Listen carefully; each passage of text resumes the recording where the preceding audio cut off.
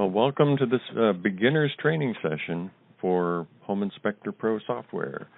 We're going to go over how to start an inspection on the main software and the mobile software, and then take it through to completion by putting comments into the body of the report, into the summary, and inserting videos and pictures and so on into your report, and go through how to do template editing in the very beginning here, going through the main software and starting to build it.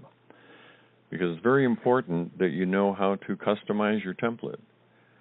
Because it depends on what template you pick to start with, but you can change it any way you want. Everything can be changed in the software pretty much, and especially in the templates. Set them up how you want. They should conform to the way you inspect to make you more efficient, and set it up in that order that you like to go through an inspection. Make sure it conforms to that, because it's all about saving time, and that's been our philosophy from the beginning. Reduce the number of touches or clicks that it takes to do anything, right? Streamline it, make it fast and efficient. And then we'll go through how to deliver the report multiple different ways. We give you several templates in the software when you first download it, and you can choose from those that you want. There's also a couple of dozen additional templates available on our message boards that other users have customized over the years and shared out there for anyone to download and use if you like one of their templates better than the ones that we give you by default. And I'm going to be using our default template. And I'm going to put the mobile software. You see my Android phone up on the screen right now. But I'm going to go to the main software and come back to the mobile later. I'll mention up front who we integrate with. It's important from a synergy standpoint for your business. Other vendors you might want to do business with, such as ISN, Inspection Support Network. They would be your calendar, your scheduler. They help you with marketing. They'll manage your contract, sending out emails on a regular basis to keep you in touch with your clients and realtors. Because there's nothing like referrals, right? So that makes that extremely easy and efficient to do by using them. And if you wanted to check out Inspection Support Network, their website is inspectionsupport.net, N-E-T. And then we integrate with Recall Check for recalls on appliances if you decide to offer that as a service to your client. And we also integrate with HomeBinder, a recent addition, in case you use their services as an additional service for your client. All right, so let's get started. And when you open up the software, the main software, it comes up to the client information screen and opens up your default template, whatever template you have set as the default, and you'll notice the sections up on the top of this template that I'm in, which is our default template, named default. It assumes you're starting an inspection. And in this example that we're going to use for the training and the first part here, it assumes that I went on site with my camera and a notepad, and I took all the photos of any problems that I found and made notes. And now I'm coming home to do the report entirely on the main software, right? And even if you are using a mobile device in the field, and most of our users today do use a mobile device, it seems to be the most efficient way to do the inspection and finish it off. It takes a lot less time at home to get the report out the door. But even if you do use a mobile device, the time will come when you need to do the whole report on your main software because you forgot to charge your battery and you didn't find that out till the morning of the inspection. Oops. I know none of you would probably do that, but just saying, you have to know how to use the main software, especially to finish it off, check it out before you send it, right? Do your due diligence. So in this case, I open the software, I'm starting the inspection, I'm going to put in the client's name, John Smith. If you have two people that you want both their names on the cover page, then use the second line of last name, first name. Otherwise, leave it blank. It won't show. Only the first name will show there. And, of course, you want probably the client's phone number in there, the client's email address, the inspection address, the city, the state, the zip. Real estate agent, if you have an agent involved in the transaction that you want to get the report sent to, but then you would have to add that agent to your address book up on the top menu. So when you click on the address book, you'll see a list of any agents that you have in there, but to add a new one, you click Add New Agent on the left side and put in the agent's name, last name, first name, their company, whatever information you have about the agent, including probably their cell phone. Email address is important if you're going to be sending it to them. And there's a notes field. That's a note to self about the agent. No one will ever see it but you. If you want to make a note to remind you of something about that agent the next time you do business with them in 6 months maybe, It's a good thing to do. And then save it. And now they've been added to my address book. When you go back to the client information screen, you can click on the real estate agent pull-down list, and it'll give you a list of all your agents. You assign the agent that you're doing business with, in this case, into the report, and they're connected. It makes it very easy now to deliver it to the client and the agent when you finish the report. Date of inspection, age of home, inspection fee. Put in your typical inspection fee there of $1,000. Time, size, weather, and all of these fields are optional. If you don't want to use them, or if you leave them blank, they will not show. But keep in mind, if you do fill them out, they will show on the cover page. But don't worry about it saying weather with nothing after it if you leave it blank. It just won't be there. Other info is a special note you might want to make to the client that will appear on the cover page. You can ignore it and leave it blank. It won't be there. But if you wanted to make a note about something very important maybe, type it in there, and it will show on the cover page, a short note. Okay? So that's one way of starting. If you do business with ISN, I'll mention that. This is how this works. You would actually enter the client information when you took the appointment on the ISN site. And so you're really starting the report there with the client information, the realtor information. And now maybe it's 2 days later and I'm doing this report. I go up to the very top menu and click on Internet and import data from ISN. And now it will log me into the ISN site behind the scenes and pop up a list of any inspections I've started previously. And I select the one I want and import it, and it will completely fill out the client information page, right, including the realtor. Now we've got the client information in here, however you do it. We need to save our work. When you're working on the main software, you must manually save your inspection. On the mobile devices, when you're using those, they save automatically when you switch between items. So you don't have to worry about it there. Here you do have to worry about saving your work. Using a computer, you need to save what you're doing, right? So go up and hit Save Inspection, the second button on the top left. And the very first time you're going to save a report, it won't know the file name, so you have to give it a name down there in the file name field on the bottom. Probably name it for the address or the client in the address, whatever your naming convention is. I'm going to call this one Training Inspection. And save it. When I save this, I'm saving an HZF file. That's your working file of the report that you're building the report in. Don't ever send the HZF file to anyone because no one can ever open that, including you outside of the program. That is just to build a report. That's your working file. Most important file to have, actually. Later on, we're going to be generating the report in a PDF format and saving it on your computer as well.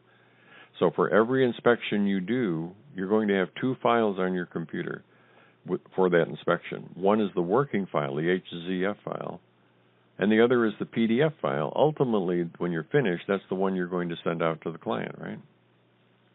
So just keep that in mind, that there's 2 different saves you're going to be doing, saving the working file, saving the PDF. We've saved it, and now we can continue working and putting information in. Going to any of these sections, wherever you want to go. You can go anywhere at any time.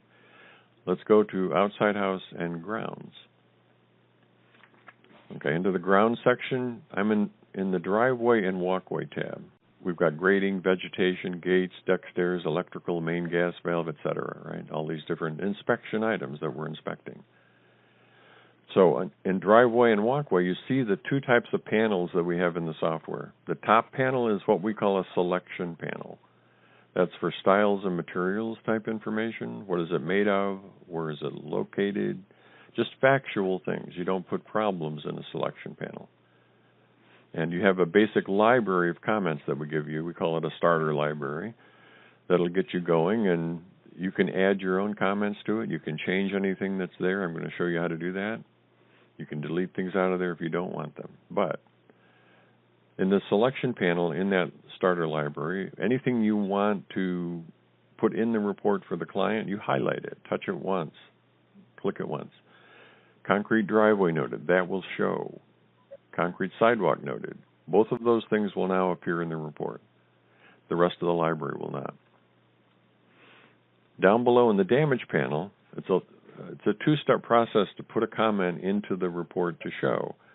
One is you select a narrative that you want to put into the report, and then you click either black or red over on the right side on those two buttons. Black puts the comment into the body of the report only, not the summary, and in the black color. So I highlighted it, I clicked black, and now it's going to show in the body. It's just a minor thing that I wanted to let the client know about. I've got another one, an improved comment they should think about. Put that in black. So that's going to show in the body only. If you have a significant defect that you wanted to put into the summary as well, you highlight the comment that goes in the summary and click the red button. When you do that, it copies it into the red area, which is the summary area of the report. Everything that you put into the summary also shows in the body, because the body is the full inspection. Okay. So black in the body only, red in the body and the summary. Only things in red accumulate in the summary. Now, as I go through here, I don't see anything in my library that covers what I want to talk about. How do you add a new comment? First of all, see the horizontal bar on the bottom on the damage panel? That means there's multiple pages of comments. So that when you click to the right of that bar, it goes to the second page. And there's a comment I wanted to put in. Click to the right again, there's a third page with only two things on it. Let's go back to the beginning of it. But how do I add a new comment? I don't have anything in here that pertains to what I saw. To add a new comment, go up on the very top, and the fifth button over is Edit Comments. When I click on that, watch what happens on the left. You get a menu put up over here. Move up, move down, sort, delete, and add. I want to add a new comment. So I click on Add in the damage panel, and I can type in anything I want. This is a new comment. And say OK. And where did it go? Any comments you add are going to go to the last page at the end. So there it is, and I'm going to click black to put it into the report. And if it's a comment that you might use a whole lot, you probably will use that more than this one time, right? You can highlight it and use the move up and move down buttons to position it in your library, wherever you want to put it. In fact, I'll move this all the way up to the top of the first page. I'll use it all the time. And there it is. Now, if there's a comment in here you won't use, because maybe you live in a southern climate and there's comments in here pertaining to being snow covered and you couldn't inspect, that sort of thing. If you live in Florida, you hope you never have to use that. But if you highlight a comment, you can click delete and it's gone from your library. What if you want to change what one of these comments read? You don't like the way it's worded, the way whoever wrote it worded it. You can do that by double-clicking it. Anywhere you see text in the program, pretty much, if you double-click it, you can edit it and change it. It comes up for editing, and It's a basic word processor. You can get rid of whatever you want in there, change it any way you want, add things to it, right? So anywhere you see text, including over in the black and the red area on the right side, the black and the red area, that second column in the damage panel, that is what will show in the report. After I've taken it from the comment library and copied it over into the black or red area, I can double-click it over there and change it. This is a good way to put a one-time comment into your report, something you don't want to save in your library for future reports, right? I want just a comment to use one time. The easiest way to do that is to highlight maybe a short comment on the left side, it doesn't matter what, and then click black or red, depending on where you want that final comment to be. Once it's over there in the red area, you can double-click it, get rid of the text that's in there right now, and type in something unique that you just wanted to talk about.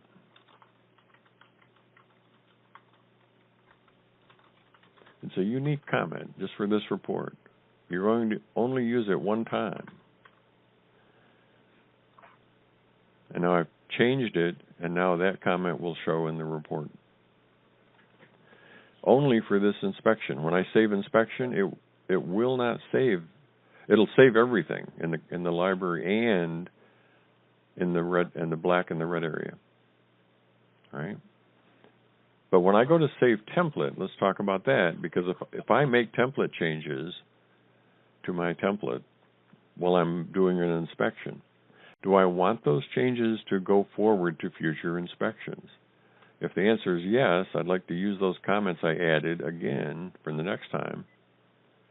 Then, along with saving your inspection, most important button, save your working file, right? You also can optionally click on Save Template.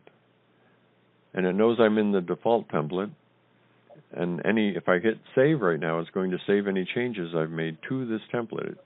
When you save the template, it does not save what you have in black and red, only what's in your library. Now, here's something that you might want to consider. Whatever template you start with, if you start with our default or residential template 1 or 2 or something from the message boards, doesn't matter, you might want to change the name and make it your template, right? So instead of being named default template, you can change it right here and basically make a new template based on the default. Under the file name field, right in the middle, the file name field is the important one. So I'm going to get rid of default and call it master. Could be your name template, your company name template, whatever you want to call it, and change it. So the file name field is where you need to change it. The template name field, it's not really important to change it. You don't have to. It doesn't affect much. But it's probably a good idea to make that the same name just so they're together, they match. No big deal if you don't. The file name field is the critical one. So now when I save it, I just created a brand new template called Master Template based on the default, because that's where I started. I have not changed the default template. Maybe I've added things here, but they're not going to save with the default because I've now made a new one, and I'm in that new template, the Master Template. Well, because now I've made that my template, I want that to be the one I always use. Here's what you should do to make it the one that opens up automatically when you open the software. Go up and click on Save Template again, and notice there's a checkbox on the bottom right. If you check that box, it says check the following box to make this the default template. Are you sure you want Master Template to be the new default? It means it'll be the template that loads when the program starts up. Yes. And then save it. Now, whenever I close the program and open it up the next day or whenever, it will automatically open up in my master template.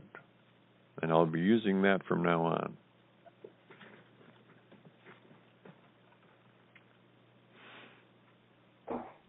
All right, so we know how to add a new comment. Turn on Edit Comments, go to Add. We can organize our libraries, and it's a great idea to do that. To look through the comment libraries that you have in here and decide what goes together, what makes more sense. What are your most common comments? You should really think about that. Things that you see a lot, put those at the top of your list to be easier to grab without having to go farther through the list. So that's a very good thing to do. So move up, move down, sort, delete, and add, right? Now on the damage panel down on the bottom here, you'll see under description text, when it prints out in the PDF, you're going to see observations as kind of a lead-in or a header to the comments you put in black and red over here in the body of the report, right? And in the summary. Up on the selection panel, it says materials in this case. You can change these. They don't have to say that. You can eliminate it completely or put your own word in there as you feel is appropriate. But for what the driveway and walkways are made out of, materials is a good word to have in there. Just so you know, you can change those by clicking on Edit Comments and doing whatever you need to do. When you click Edit Comments again, by the way, it turns that menu off, and you need to turn it off if you're going to use ratings, which we'll talk about. We think most of our users right now have gone away from ratings, but still, almost half of them probably still do use it.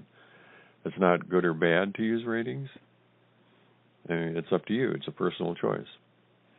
The reason I hear most often is why people don't is they're too ambiguous. Might not mean the same thing to you as it means to the client. Right now you'll see it, they say good, fair, poor, NA, and none, right?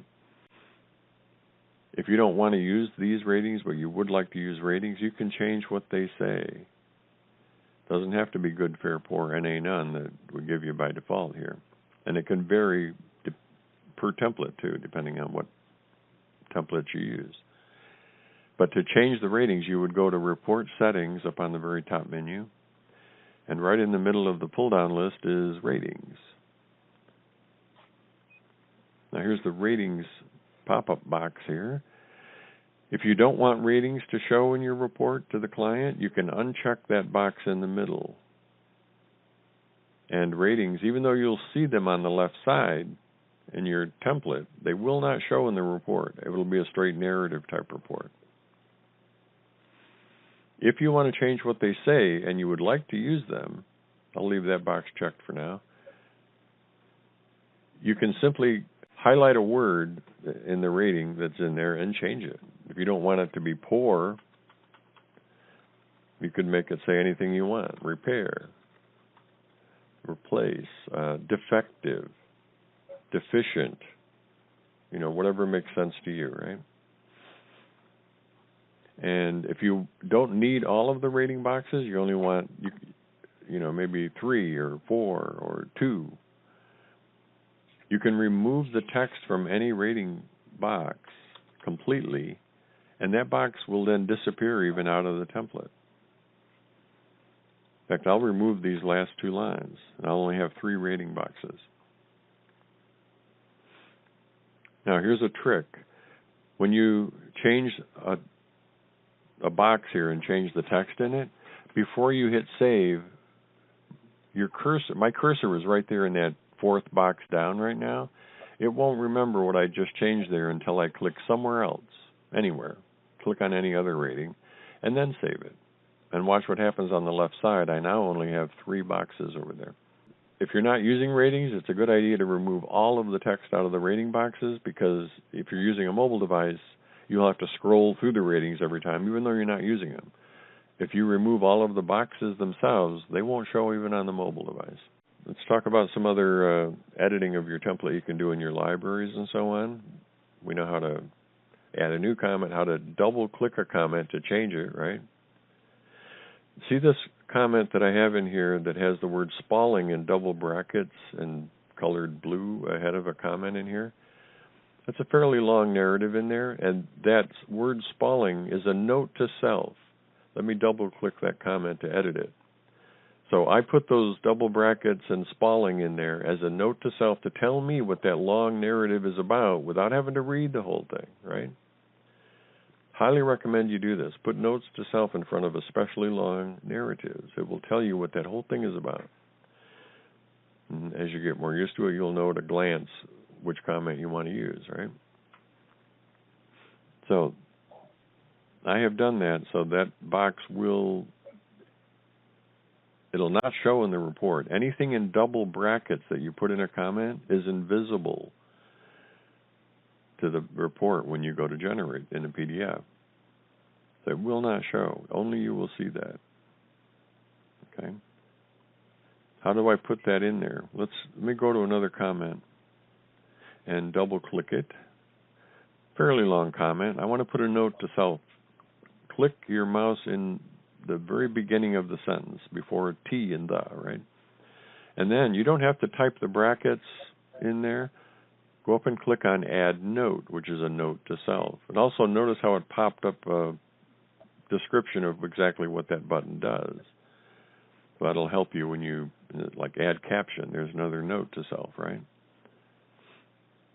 But anyway, click Add Note, and it puts the word note in double brackets for you right there. Get rid of the word note and type in whatever your note to self is. In this case, it's about the driveway is improperly sloped towards the foundation. In fact, I'm going to turn caps lock on and put in slope and drive. That way I know it's about a sloped driveway, it's improperly sloped, okay? I recommend when you're putting notes to self in, put it 2 or 3 spaces after the last letter and before the bracket, and also before the word and the bracket ahead of it. It just makes it stand out better, I think.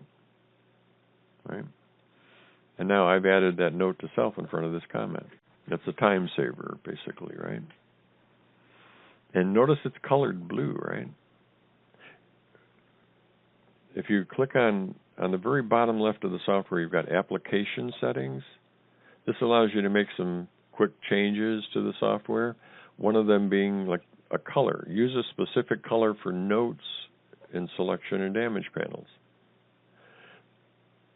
I have mine set for blue. You could make it any color you want for that note to self, right? And something I'm going to show you here in a few seconds is searching. We have a search feature built in now to the main software. We've always had it on the mobile, but we just added it to the main software a while back so that you can type in a search word term and it will highlight anything in your library. And I have my color set to yellow for the highlight. So along with notes to self, and organizing your library, you need to do that. We also have a search feature. So if you want to find something, like, for example, like on the bottom right, it says start typing to search narratives. If you click in there, you can type in a search word, like slope. So I typed in the word slope, and it highlighted everything in my library that has that word slope in it. Choose the comment that's highlighted that you want and put it where you want it, right? Then click on the red circle with the X in it. It gets rid of the search term. Highlighting goes away. I'll type in the word crack, C-R-A. You don't even have to type the whole word. And it highlighted those 3, and on the second page, all of these. So you know what you're dealing with there, with cracks in the driveway, right? And put things where you need them. Get rid of the search term. That will save you time. Also in here, I got a comment in this library with a pull-down list or a drop-down list, whatever you want to call it. You can build these lists into your narratives. I'll double-click that so you can see what it looks like. Driveway is on what side of the structure? It could be a lot of different sides, or I use directions. I built a list called compass headings and inserted it into this comment. When I click on that, I put 8 choices in there, right? You can select the one you want. Now, the way you would use that is you would highlight the one with the drop-down list in it, put it where you want it, put it in black, in the body only, right? Double-click it over there in the black area, and you can left-click on it to select one item off the list, or you can right-click on it and multiple select. I right-clicked, and now it gives me a check mark at the bottom, and I can select whatever I want to choose off this list. I pick 3 items. And a good example for using this would be you found a cracked window in the living room, in the family room, and the master bedroom. You could make a list up with every potential room that you might ever find in a home, right? And choose, living room, family room, and master bedroom off that list. And in one list, you've handled 3 different rooms that problem occurs. Pull-down list can save you library space because one sentence can do the work of 10 or 20, right? Manufacturers. Have you ever put down the manufacturer of a furnace or hot water heater or an appliance? You could make a list up with every imaginable manufacturer on it. And so one comment stored in your library, like the selection panel somewhere, manufactured by, and then have that pull-down list with 30 different manufacturers, and choose the one you need. And it saves you library space.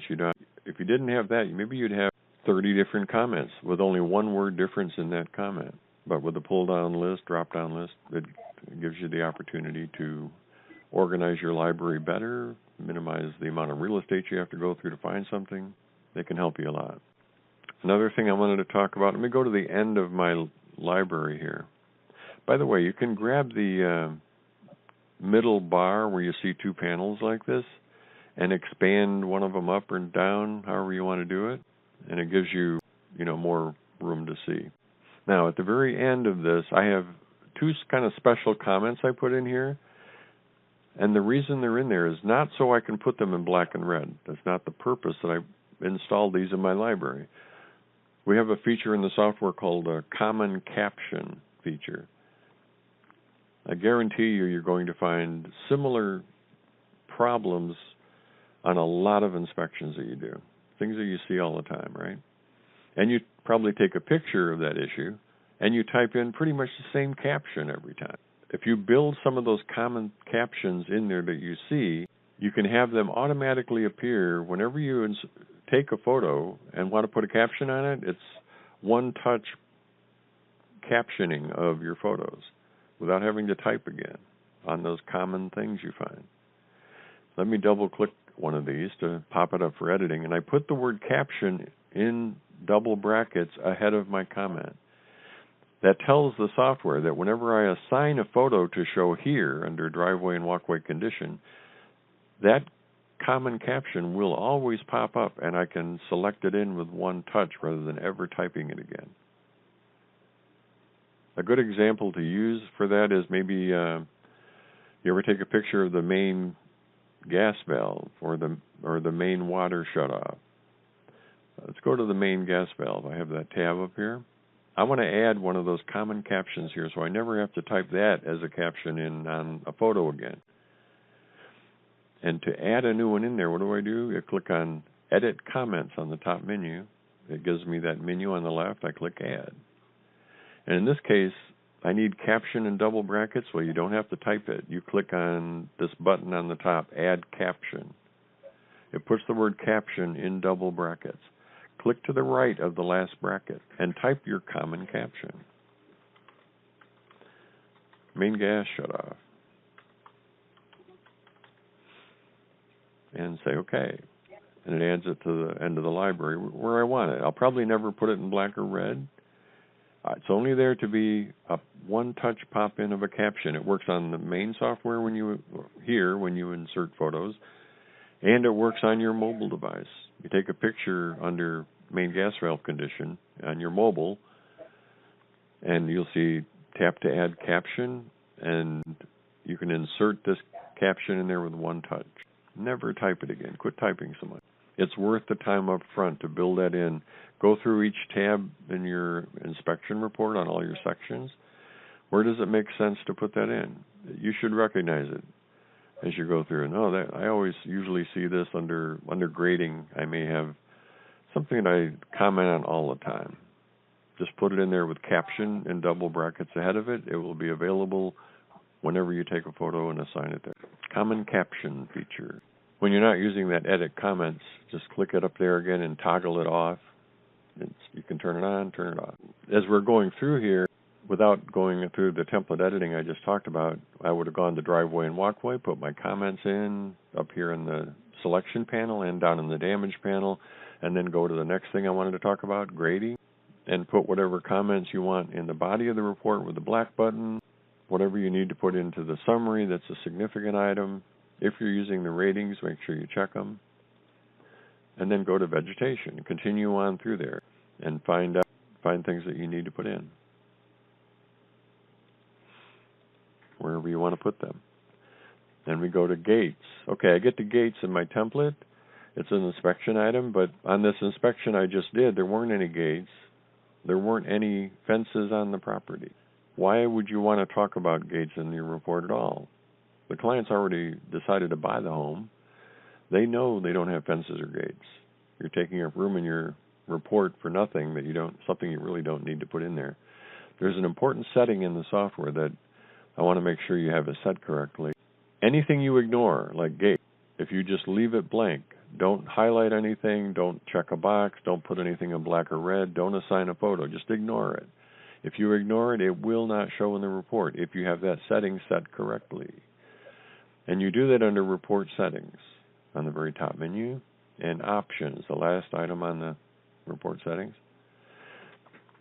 Now, there's a lot of things you can change in here, but let's go to there's 5 tabs on the top. We're going to the second tab, Item Options. That deals with inspection items, like gates, or driveway, walkway, grading, vegetation. In this list of things, the third item down says Print Items, even if there are no comments selected. Items refers to things like gates, right? The tabs on there. If that box is checked, every single item in your template will print in the report. So you better say something about everything, even if it doesn't exist. And there are occasions when saying it doesn't exist is actually a problem. So keep that in mind. But anything you ignore, if you uncheck that box, anything of these inspection items you ignore will not show in the report to the client. You're not deleting them out of your template. You're just saying don't show those if I ignore them. All right, while I'm on this tab, of these 5 tabs on the top, you got picture editing. You set when you're editing the photos you're putting in, you set all of your defaults right here. And then the 5th tab over is autosave. Well, we don't have a true autosave. It doesn't save in the background while you're working. How often do you want the autosave feature to pop open and basically remind you to save your work? It's disabled by default. So if you want to have that reminder in effect, click on that and choose 10 minutes, 20 minutes, 30 minutes, or hourly, right?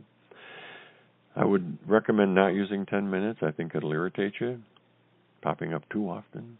I would like you not to depend on this, but maybe set it for 30 minutes.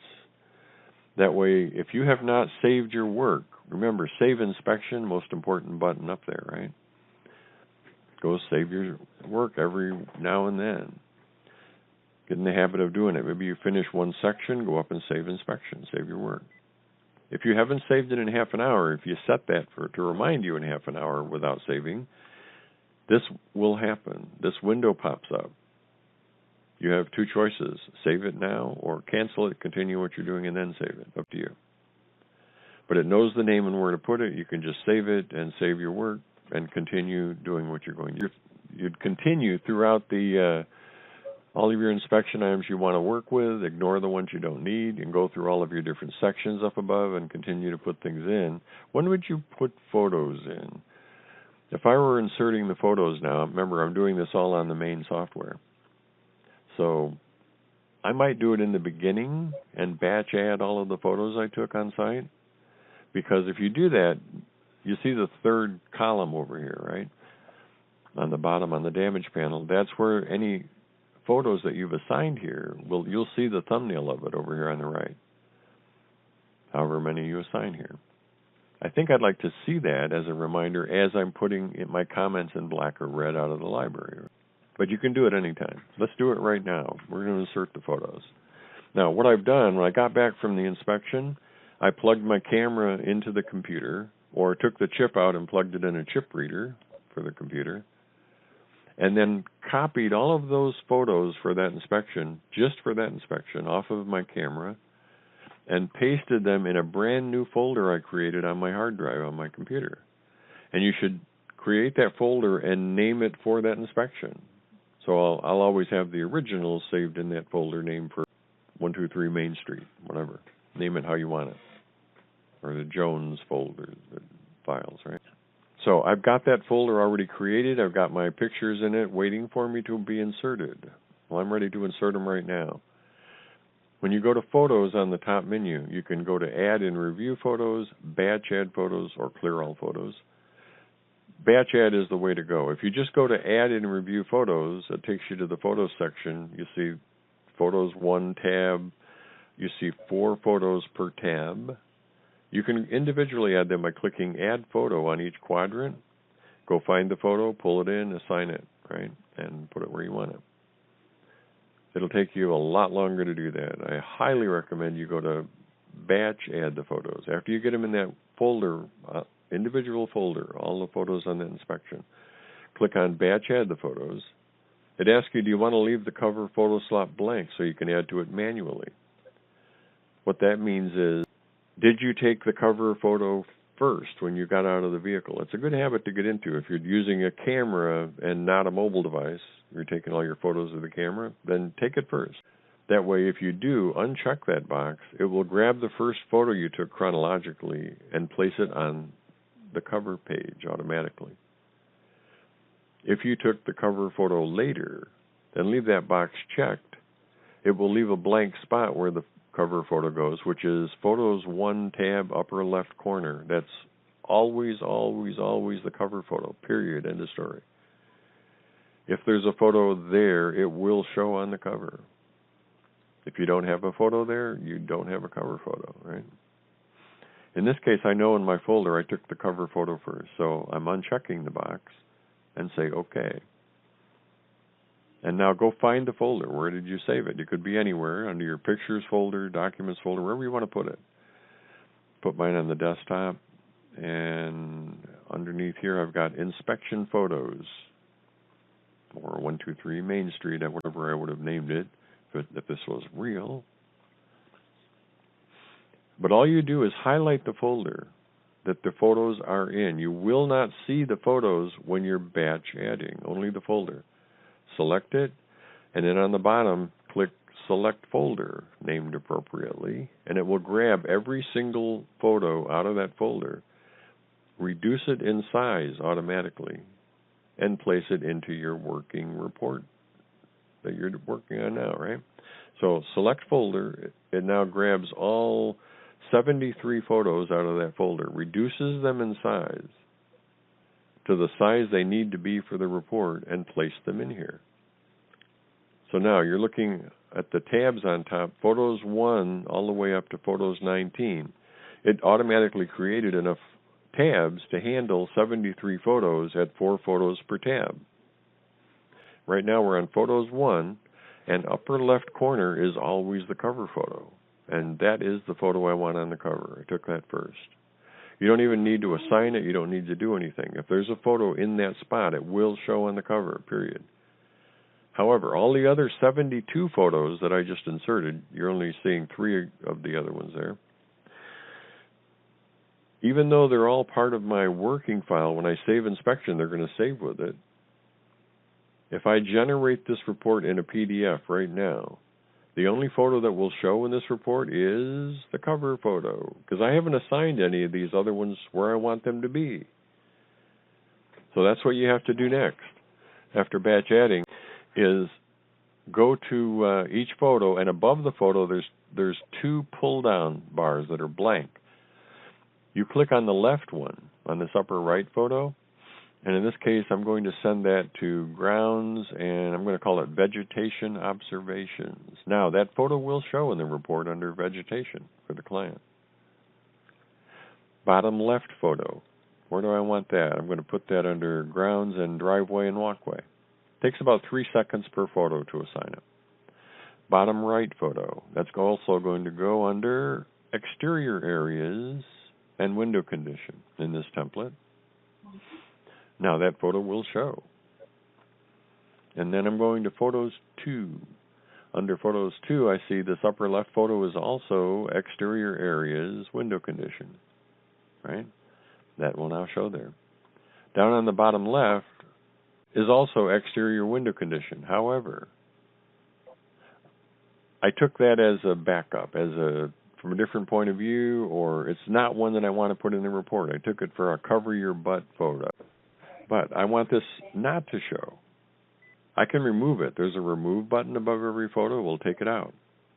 You do not need to do that.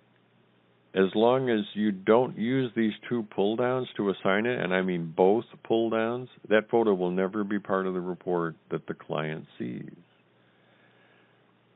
So for all your cover your butt photos or photos you just don't want to show in the report to the client, leave them there, but ignore them. Don't use the pull downs, and that will not ever show in the report. Right? I recommend that you go through all of the tabs all at once, assign the photos where you want them, the ones you want to show, ignore the other ones, and let's do that. I'm going to just do a few of these because I want to show you a couple of other cool features and assign some photos here. And this one I'm going to put under attic access. It's a bad access hatch, trust me, imagine if you will. Bottom left, I'm going to put that under roof and roof condition because there's some cut trusses up in here. And this one, grounds and vegetation. And just keep going through the tabs. Grounds, driveway, walkway, call that a walkway. If you have infrared photos, same thing. They're another photo. You put them in here and assign them where you want them to show, right? Grounds, driveway, walkway. Grounds, driveway, walkway. Let me go here. See this upper right photo? I'm going to say that that is the main gas shutoff, main gas valve. Okay, I know it isn't, but trust me, just play along. This is the main gas valve. The reason I'm saying that, I'm going to assign it there, which is under grounds and main gas valve condition. Remember when I built in that common caption feature thing? Well, right where the caption bar is on top of the photo, and by the way, the captions actually show under the photo in the report, but we put the bar on top because it's more efficient to go right from the pull down to the caption, moving it a half an inch to type a caption. And you can type in anything you want. But if you have a common caption built in, you can click the pull down, and there it is. Remember I inserted that in the template? Now that will be the caption on the photo with one click. Let's go back to Photos 1. Go to the bottom left photo that I assigned to driveway and walkway. Remember, I put comments under driveway and walkway into the report in the body and in the summary, right? When I click on that caption pull down, I could type something here. But if I click on the pull down, I will see everything I put into red, everything I put into black, and the two common captions that I had built in. I can use any of these as a caption. And after inserting it, you can actually edit it there. If you picked one of your long comments to use as a caption, you might not want to duplicate the whole thing under the caption. You can click in here and eliminate parts of it if you want. Highlight it, get rid of it. So I just edited that down to a shorter comment. All right, so that's the comment. That's the caption feature. Now, along with assigning the photo and captioning it, you probably want to edit some of those photos. To do that, there's an edit button up on the top of each photo on the right. Click on edit, and the photo pops up in the middle for editing. It comes up in arrow mode automatically. If you want to put an arrow on it, you click where you want the point of the arrow to be and release the mouse button. And then move your mouse. It attaches the back end of the arrow to your mouse. Get the back end where you want, click again, right? So click and release for the point, click and release for the back end. Click and release, click and release. It's quick and easy and very accurate to put things on there where you want them. If you put things in the wrong place, you're not happy with it, is the undo button in the lower left. You can just step back through everything you did, right, and redo it. Maybe I want to put a circle on this. So over on the left, I'm going to click on Draw Circle. Click and release for the center of the circle and move your mouse. It'll make it as big as you want. And click again to drop it. All right. I set my default color for yellow. You can set it for any color you want. But it depends on the picture you took, too, depending on the background. Maybe yellow wouldn't work well on some. You can go down here where it says current color on the lower left and click that. It will give you a choice. You can make it any color in the rainbow. And maybe I want a nice bright red on there. So now I'm going to put a circle on there, clicking the center and releasing, and put the red circle on wherever I want it. If you want to put a rectangle, click on Draw Rectangle and click for one corner of the rectangle and release. Make it the size you want. Click again, right? Maybe you want to put an oval. Click Draw Oval. Click for the center of the oval and release and make it the size you want. Then click again. You can also add text on the surface of the photo. I caution you, this is the third time you're associating, or you have the potential to associate text with that photo. Because first of all, in the report to the client, you're going to see the comment you put in. Then you're going to see the photo. Then you may have a caption on it saying a similar thing as to the comment. Now you can put text on the photo. I don't think you should do that terribly frequently, right? But you have the option if you want. Click on Add Text, and basically, click in the white space here and type in whatever you want to say on the photo.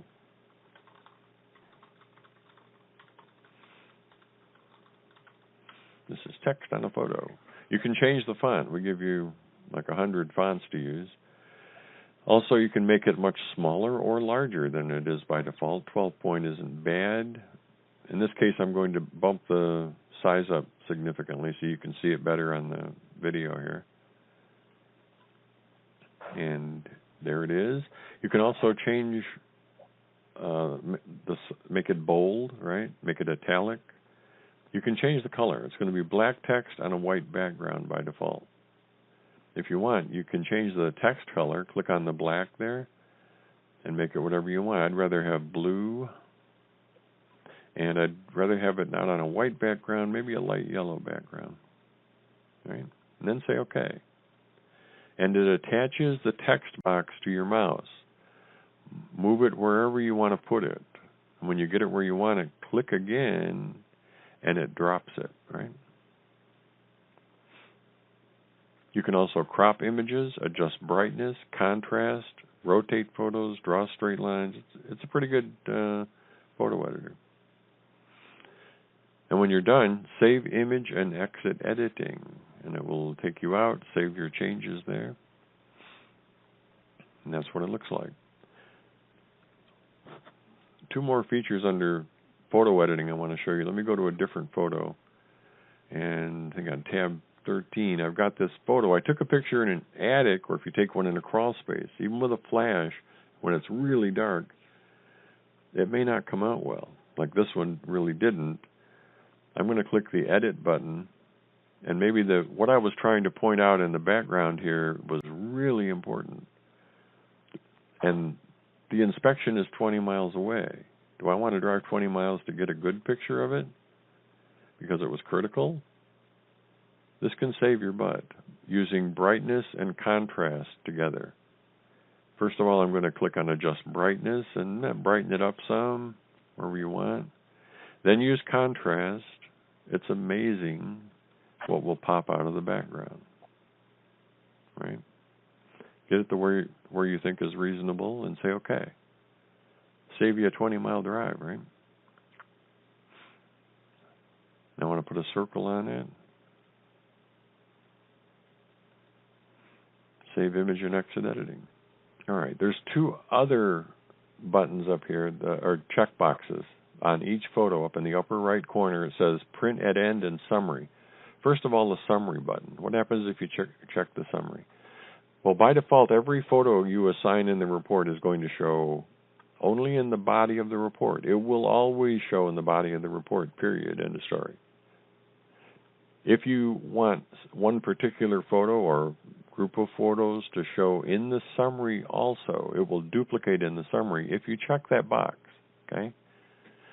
It'll show two places, in the body and the summary. Now, in order for it to show, though, you have to say something about that problem with that photo that you took and have that in red in the report. So you need a narrative in the report going to the summary, and then the photo will accompany it to the summary. It won't go if you don't send, if it's not important enough to talk about in the summary, why would you put a photo there? And you can caption it if you want, or if you got, if I click on the pull down, that's a comment I put in the summary, or a common caption I had stuck in there, but I'm going to use that one, and I might want to edit it. It's a really long comment. Get rid of the last part of it. So that's the summary. What does print at end? What does that mean? A lot of inspectors that I've talked to take photos of every room in the house. They walk in the door to the room, stand back, take a nice photo. A complimentary photo, I call it, right? Maybe of every room in the home. And I know guys that do it, and maybe outside from all 4 points of the compass for a point of view. They don't really go anywhere particularly inside the report. They aren't defect photos. I call them complimentary. What you can do is, let me go to a tab that I haven't assigned a photo somewhere else. These 4 photos I'm going to say, and imagine with me that this is the living room, dining room, bedroom, south elevation, outside, whatever. Check off the print at end button. Don't use the pull down bars, because once you check off print at end, that's the only place it's going to show. So all 4 of these I'm going to print at the end, and you'll see what that looks like when we print out the PDF. You can caption them. You can edit the photo. So you can put living room, dining room, master bedroom, south elevation. Some people will, I've seen this, where they edit the photo and actually put text pretty good size on the bottom and put living room right along the bottom of the photo, rather than use the caption. Any way you want to do it. So that's the complimentary photos, or print at end. They don't go anywhere else. Print them at the end if you want the client to see it. Some of these other buttons, let me go to the last photo tab where I have some blank spaces for photos. If you have photos from somewhere else that you wanted to add in here individually, then you can go to Add Photo, go find the one photo, pull it in, assign it where you want it. Add Video, exactly the same way. Click on Add Video, then go find the folder where you put that video in that you took with your camera. Select it, open it. The first frame of the video will show right here. Then you assign it where you want it to show, just like you would a photo, right? You can caption it. And the video is now going to show in that spot. Okay. We also have a button called Device Camera. We just added that recently. For people using like Windows Surface Pro by Microsoft, they make the Surface Pro tablets. They're pretty popular out there. A lot of guys use those in the field. They're Windows-based devices. They aren't what we define as a mobile device for our software. Our mobile only handles Android, iPhone, and iPad. Any Android device, phone or tablet. Now, if you're using that Windows tablet out in the field, and there's more than manufacturers than Microsoft, a lot of other companies make Windows tablets. It has the same form factor as like an iPad or an Android tablet, except it runs Windows, the full operating system of Windows. Okay? And if you want to, and they all have cameras on them, if you wanted to take a picture with your Windows tablet, you can do that right here. Click on Device Camera. It will turn on. I don't have a camera on my desktop computer here, but it would turn on the camera, pop up a window. You'll see what the camera sees. Take the photo. That photo will appear here just like any other photo. Assign it where you want it, right? So you can take pictures with even a Windows tablet or laptop. Laptops usually have cameras on them. So you could take photos with that and assign them wherever you want them. All right, you can also add Sketch. That's the last button that I haven't talked about yet. We put the Sketch feature in there for pest inspectors, people that do wood-destroying organisms, right? Inspection and things like that. So a lot of municipalities, even some states, require a sketch of the property or the facility to show where infestations are occurring, right? So if you're doing that and you want to add a sketch of the property in there, you can click on Add Sketch, and you can have a full page sketch, a half page sketch, a quarter page sketch, and you determine the height of your canvas or your sketch pad, if you will. The height, I'm going to make it 80 feet. The width, I'm going to make that 80 feet. And say, okay, so 1 grid equals 1 foot, okay? And now here's my sketch pad. You have shapes on the left that you can put on here, arrows and things like that. You also can control the style of line. It doesn't have to be just a regular solid line. That's what I'm in now. The thickness of the line, you control that too. I'll make this a little thicker to show up better, I think, for you guys. And the color, it's going to be black by default, but you can make the lines any color you want and have multiple colors on a sketch too. I'll make it red. It'll really stick out. All right. And to do that, I'm going to grab a shape over here, a rectangle, and I'm going to put define the structure of the home here. It's got a garage on there, and maybe there's a little outbuilding I got to take a look at out there. There's a little swimming pool over here. And of course, you can put rooms in the structure.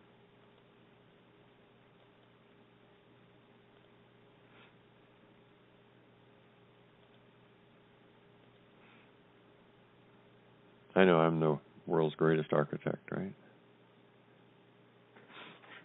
I've basically done that. You can also put text boxes on your sketch. Click on this little text box right down here in the bottom left. And I'll label it. This is the garage. You can also insert photos. Maybe there's an infestation right up here in this area that I want to point out with a photo I took of it. I can insert that photo right here in the sketch by clicking on that little photo icon. And then go find wherever you have the photos, select the image, and then put it in there as big as you want it. Click for one corner and then stretch it out to how far you want it. Picture I took at sunrise here a while back, or sunset rather. But a picture of the infestation, you could put arrows in here pointing it out as to where it is. And it dimensions everything. When you're done, insert sketch in report.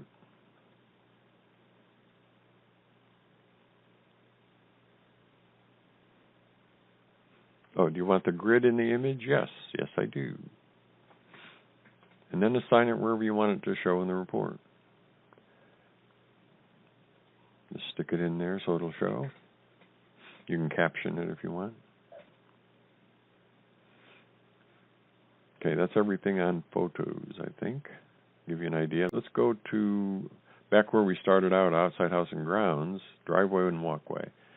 Here's the photos showing in that third panel on the right, on the damage panel. I assigned 4 photos in here.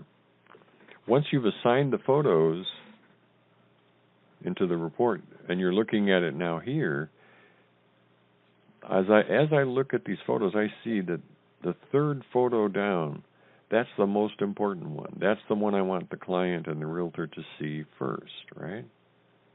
So, but the way they're going to show is the order I assigned them. So the first one's going to show on 2 photos across, and you can do up to 3 photos across, 2 or 3, your choice.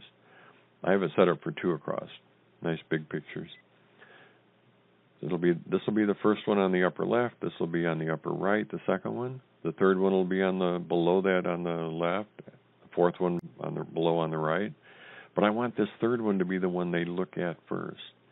You can drag and drop these photos here. So I'm going to grab this third one, click on it, drag it up and drop it on the first one. They swap positions.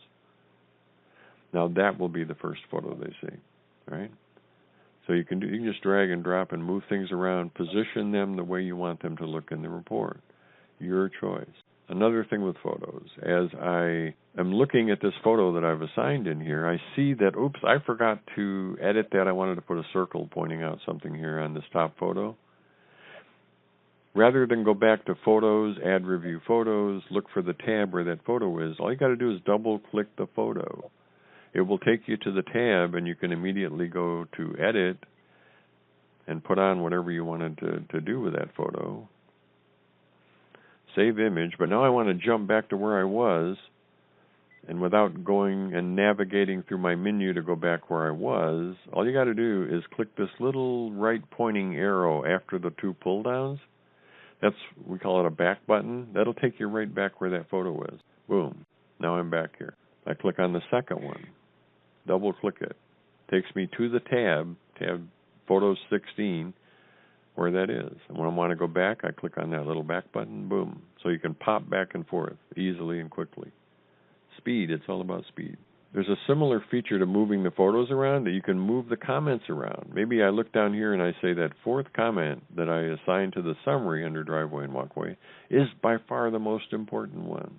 I want them to read that one first. You can highlight it, and then they got an up arrow and a down arrow. Click on the up arrow and just move it up to the top position. Now that will be the first comment that shows in the report. Now perhaps you put a comment in the wrong place. I highlight it and I clicked red, but it goes in the summary too, but I only want that in the body. Oops. I can highlight it and click delete right here, and it will delete it. Then I can reinsert it in black. Well, we added that double arrow pointing up here and pointing down from the black panel just to save you that extra step. All you got to do is highlight it and then click the double arrow, and it takes it out of here, puts it up there. And anything you want to delete out of the report, oops, I didn't mean to put that in, I want to get rid of it, highlight it, delete, it's gone. All right, now let's go up to a couple of other things I want to show you. Under Structure and Attic, remember I assigned that one photo saying there's a bad access hatch.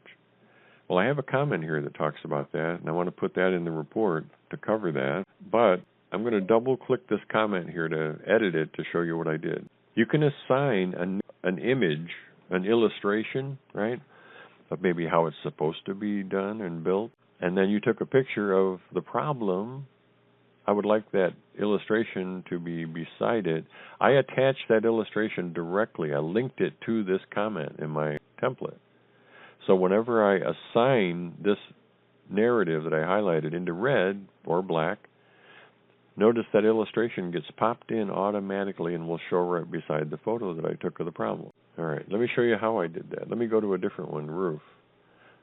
And I have under condition, I've got another photo I took of a problem up here with the roof and cut trusses and all that. I have a comment here that talks about it. Let me double click it to edit it, and I want to link an illustration to it. So I'm going to click Link Photo, and I have a library of illustrations here that we are giving you for free. If you want to use these illustrations, and there's over 1,000 of them in these folders, you can install those on your device, be it a Windows computer or a Mac, and then use them just to insert manually or to assign them to different comments or narratives in your library, and they'll be automatically inserted when you use that narrative. In this case, I want that roof truss thing, and open it up, and now I've attached it to this comment. So now it's in my library, and you notice a little picture icon in front of the comment, so I know I've got an illustration attached to this. But when I highlight it and put it in red, that illustration will pop in and be right beside that photo in the report to the client. And if you want that illustration library, you can go log in on the website if you have a login, and click on where it says Hi Your Name and go to Downloads. And on the Downloads page, there's two, we call them graphics installation files, one for Windows and one for Mac. Grab the appropriate one, download it, and run it to install it, and that library will be available to you. Now, anytime you're working in the main software, doing a report, even if you started on mobile, and when you get it back here, anytime you want to take a look at how the report looks, what the finished report looks like, even though you're not done yet, maybe, you can, as a print preview, you can go up and generate it as a PDF, right? Let's do that.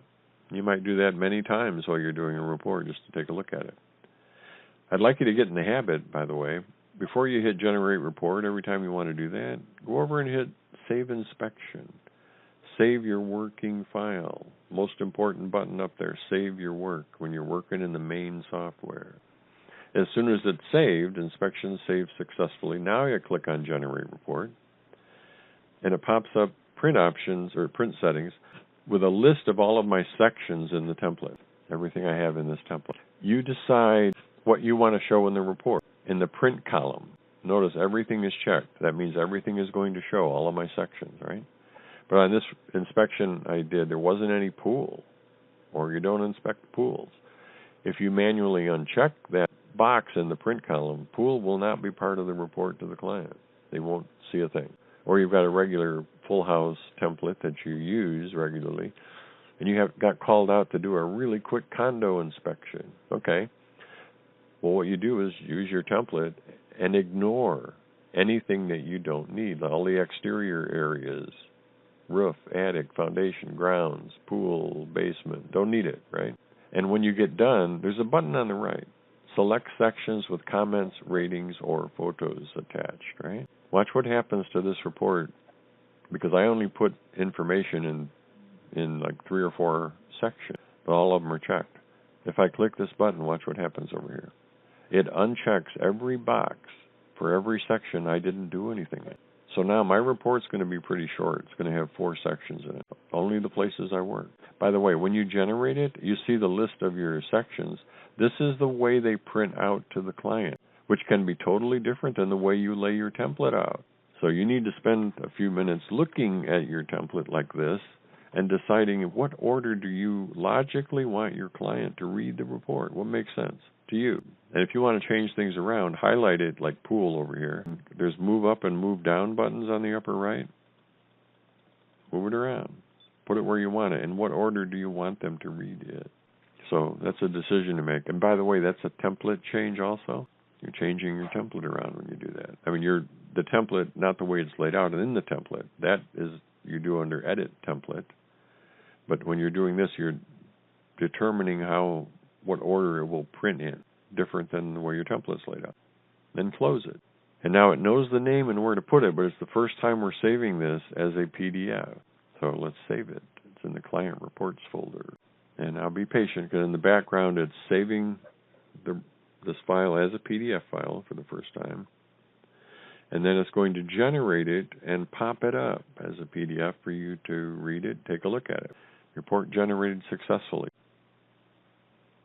And it pops it up in Adobe Reader. And here is the cover page. You see the cover photo, the client information, inspector information, and introduction letter. You all ought to have an introduction letter after the cover page.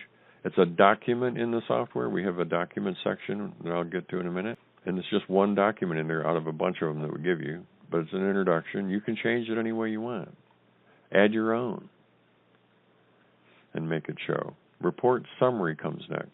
You see this introduction to the summary? The summary below consists of important findings, etc. That's another document, by the way.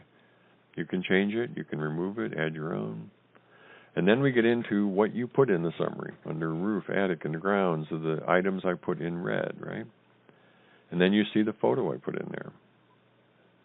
That will also be in the body, but this is the only photo I put into the summary.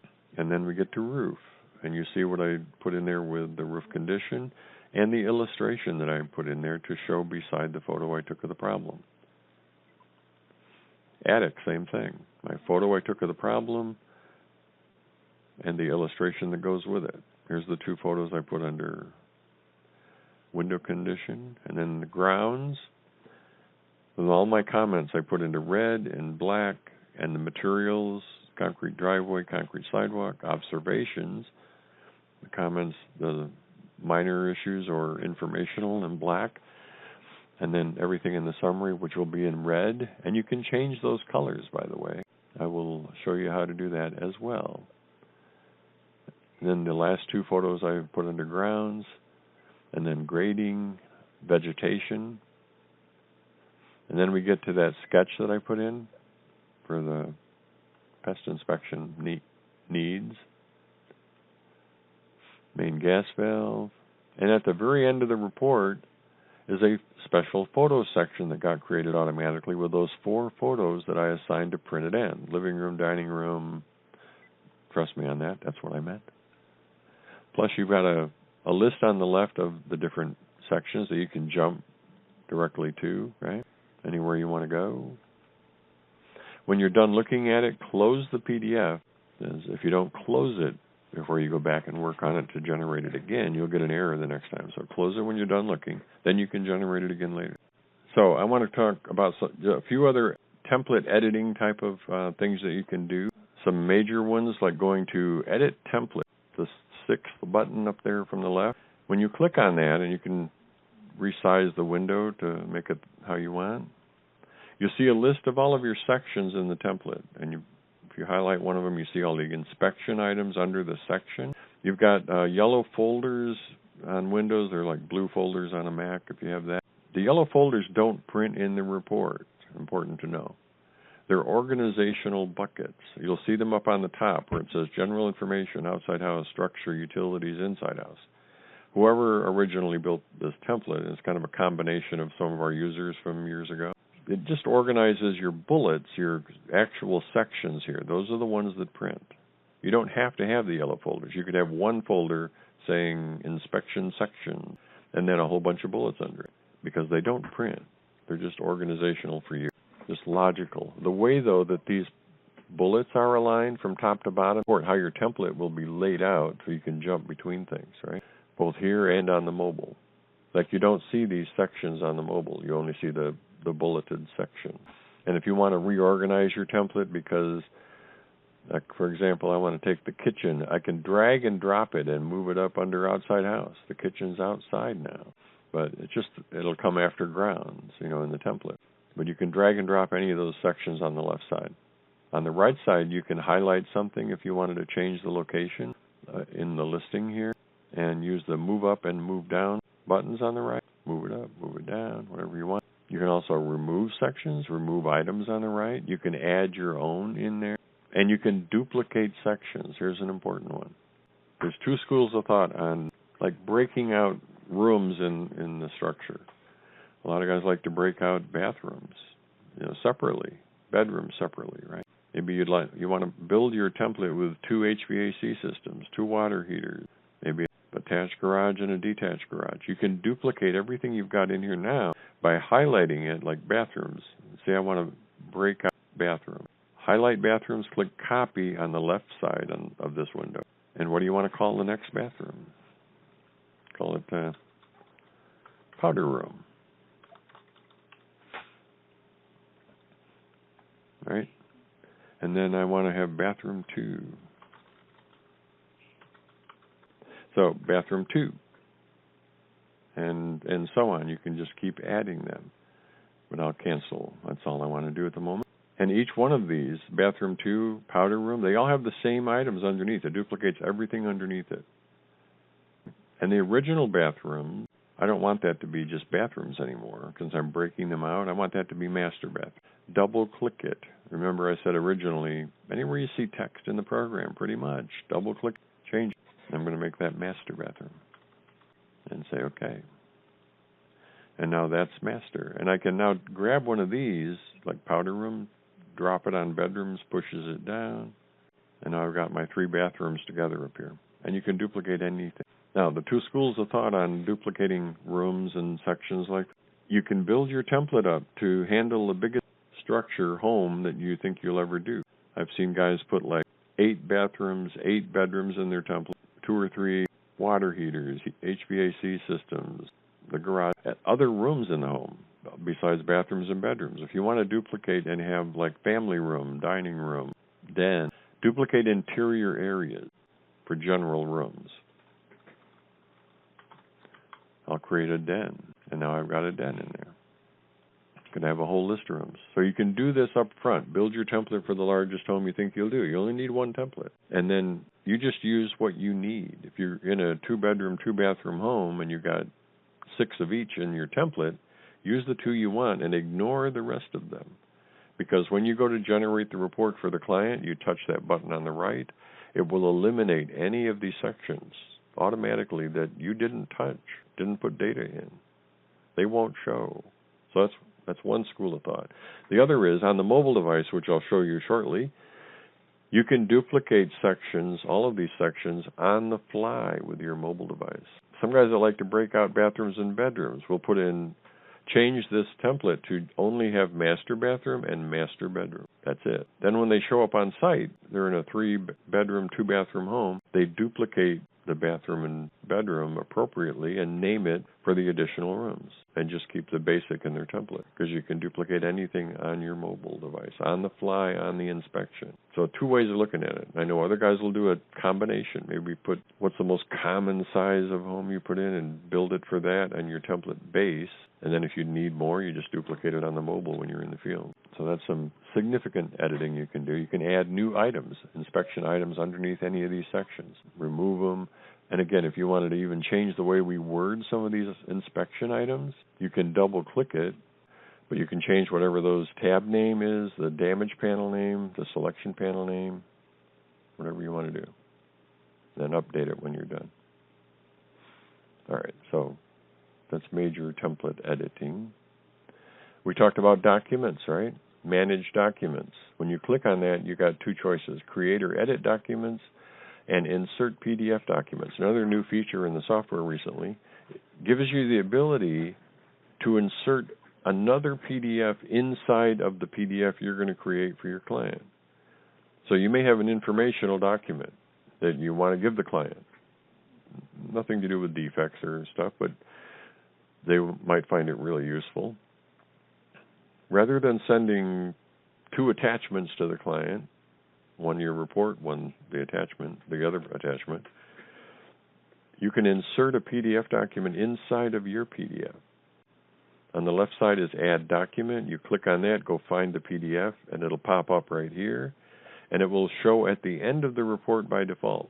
You can drag and drop it to any of these sections and have it show after these sections. Also under Documents, Manage Documents, Create and Edit Documents.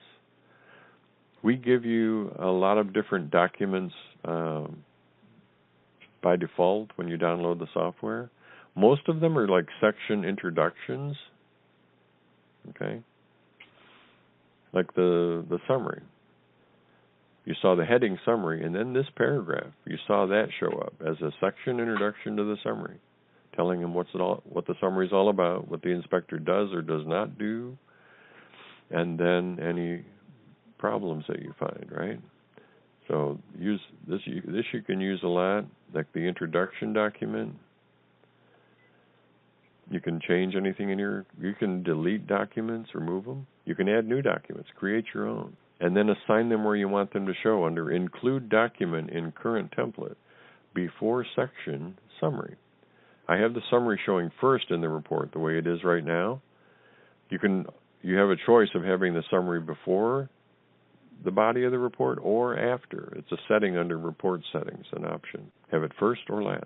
If so, I want this introduction to be before the summary, which is where it's set to show, and after the cover page, because it'll be the cover page, then my introduction, then the summary. This is a document editor here. They got formatting things, and choose how you want it to show. No limit on how many or wherever you want them to show. I think I'd like to move over to the mobile software right now. And what we're going to do is go through pretty much how to do an inspection now, start it on the mobile, do what we want to do there, upload it, bring it back here to finish it off and deliver it. And the first step in using a mobile device in the field in the beginning, you need to upload your template. You go to Mobile Sync, the 4th button from the right, and you have to be signed in, by the way, under Internet and HIP login information, and put in your username and password, which I have. And then I can go to Upload Template on the Mobile Sync tab and go find your template, in this case, Master Template, open it, and it's uploading it to my cloud right now. Upload successful. Template can be downloaded on the mobile device. So now I'm going to bring up my mobile device, my Android phone. Could be an Android phone, tablet, an iPhone, or an iPad, whatever you want to use in the field, right? And you'll see, and on the Android device, you'll see the tabs on the top, 5 of them, the Sync tab, Manage, Client Info, Inspect, and Settings. Okay, we're on the Sync tab. That's where you communicate with your cloud. And I need to download my template from the cloud. First thing you would need to do is click the Refresh button, and then it will go look at the cloud and see what's out there. And indeed, there's my master template that just showed up, right? I could have multiple templates in the cloud for different purposes, but the master is the one I want, and I want to download it. So click the download button. It will grab the template out of the cloud, save it to my device, successfully downloaded. Click on the Manage tab to start an inspection with this template. So now I can go to the Manage tab. By the way, these tabs, if you have an iPhone or an iPad, would be on the bottom of the screen instead of the top. I don't have any inspections yet. On the Manage tab, I've got 2 templates actually, our default template and my new master template available to me to start inspections with. So I'm going to click Master Template is the one I want. And then I have to, with that template showing that you want to use, you name the inspection down here, type in a name, touch in there and give it a name. Probably name it for like the street address, right? Say 648 Main Street, how's that? Get rid of the keyboard and click the Create button. When you click the Create button, it saves your inspection you're in with that name, and now you can go and inspect. See, it says Current Inspection up here on the top, 648 Main Street, and then it appends the date to the end of the file name. So don't put the date in the name. It always appends it. So now you can go one of 2 places, Client Info or Inspect. Let's go to Client Info first. This is where you can fill out the client information. It's the same client information that you have on the main computer. And you can manually fill out these fields. Or you can, if you're using ISN, for example, you click on this, and I have my credentials for ISN under Settings on the app up there, the 5th tab. So I click ISN Login. It will go look at the ISN site and let me know what's available. I have 1 inspection there. Touch it, and it fully populates the client information fields and pulled in the realtor information as well.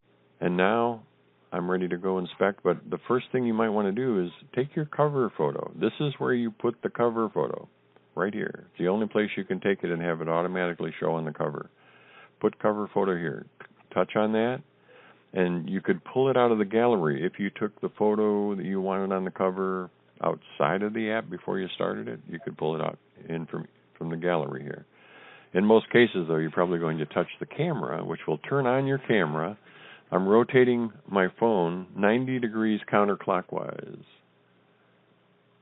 and I'm taking my picture of the front of the home, believe it or not. I'm not going to go outside and do that. Imagine, if you will. This is my cover photo, ready to go. It's going to show. I'm done here. I can now go to Inspect and start inspecting. And you get a list of all of your sections in the template here. Right? See the bar on the top? There's a little blue dot on there. You can make the text smaller or larger in the app to suit your eyes. If I drag that dot all the way to the left, it makes it really small. If I drag that little dot all the way to the right, it makes it really big. But I like it somewhere in the middle. I wear reading glasses. It's fine. All right, now you can go anywhere you want to go. I'm walking around outside. So I can go to the ground section. Let's go to driveway and walkway. Be consistent here. And I see my ratings up here, good, fair, and repair. If you're using them, make sure you check it. If you're not using them, hopefully you removed all the text and you don't even see it there. But now I get to the selection panel items, right? What's it made of? Where is it located? In order to put something in the report, you just highlight it, touch it. It turns green. Green means it's going in the body of the report only. And as I scroll down, it's got a concrete sidewalk as well. Those 2 things are showing up here now. I scroll down to the damage panel. This is where I want to put the defects and find things that I want to put into the report. And I've got a big library here of a whole bunch of things. Here's something that I just want in the body, and a little improved thing they should see. They should monitor that. Those 2 things I'm going to put in the body of the report only by touching them once. Turns green. It'll only be in the body. Now, if you have something that's significant, like this next one down, if you touch it twice, double touch it, 1, 2, turns green and then red. Red means it's going to show in the summary also. And continue looking to find comments you wanted. You'll notice there is a pencil on the left side of every comment. You can edit every comment in there. By clicking the pencil, you get to read the whole comment, because I'm only showing 3 or 4 lines of each comment to start with. So you can click in there and edit it, or just read it, and then save or cancel back in your library. Now with 50 or 60 narratives in here, that's a heck of a lot of scrolling to go through, right? Well, the search bar on this is awesome. Up on the top, there's a white bar. If you touch in there, it pops the keyboard up, and you type in a keyword. What are you looking for? Well, I'll type in the word slab, S-L-A-B, and get rid of the keyboard. Turns out I only have 4 comments in my whole library that have the word slab in it. I already put 1 in there, and this is a problem as well. I want that in there. Then you click on the X in the upper right, it will get rid of your search term. There's also a bunch of cracks in there, so let me type in the keyword cracks, and I have like maybe 7 or 8 narratives that have the word cracks in it. And you pick the ones you want to put in the report, where you want to put them, and then get rid of the keyword again. You're back to your whole library, right? That search feature is really neat. Now I've got another comment in here. This is the one with the pull-down list that we talked about. And so I want it to show in the report, in the body only. And now I need to, in order to use the pull-down list, I need to click on the pencil to edit it. And it pops up the comment with my choices down below that I can scroll through and choose the ones I want. It's multiple select automatically. I want this on the northwest and the southeast side. Those 2 things will now show. Say done and save it. So now that list with my choices will show in the report, the 2 choices separated with a comma. So now, as I go through here, you can still manually pick things that you see. But what happens though, I just ran into an issue that I found out here. I'm walking around outside and I see something that's a real problem, but I don't have anything in my library that talks about it. How do I add a new comment? I could change any of them here by clicking the pencil, but I want to add a new one. Notice on the bottom there's another row of icons. There's a pencil icon down here. If you click that pencil, that's going to allow you to add a new comment. And when you touch in there, you can type in whatever you want. You can also use speech to text. If you have a microphone on the keyboard on your mobile device, most mobile devices, the newer ones, have that. You can actually talk your comment in and have it converted to text automatically, and it works pretty well. So I'm going to do that. There is a huge crack in the driveway with an alligator in the bottom, exclamation point. It works really well, but I caution you, check every single word. You do not want an embarrassing word to show up on your report. I haven't talked about this yet, but we have an advanced colors option. Like our 2 buttons on the main software have a black and a red selection, right? They're black and red in color as well when you put something in the body or the summary. You can change those buttons to different colors, and we have an advanced colors option that you can change the color of any individual comment to be any color in the rainbow. But you set up your color palette, and I have one set up for advanced colors. I can change the color of this comment as I insert it. And rather than the standard black and red, maybe I want this one to be orange or purple or blue. Let's make it kind of a gold color, I think.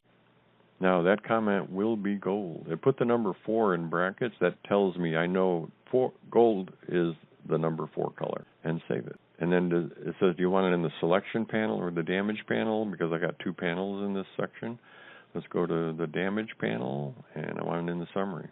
But that number 4 tells me it will be orange when it prints out. Everything else I put in the summary so far will be red, right?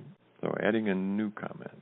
Now, let's talk about a couple of these other icons down here on the bottom. You've got a left pointing arrow to take you to the previous item. A right pointing arrow will take you to the next item automatically I touch on that, I'm in grading, which was the next section, right? I can put something in there if I want. I'll hit the left arrow, take me back to driveway and walkway. You've got a funnel-looking icon down here. If you touch on that, that will eliminate everything in your library except for the items you've chosen to show in the report.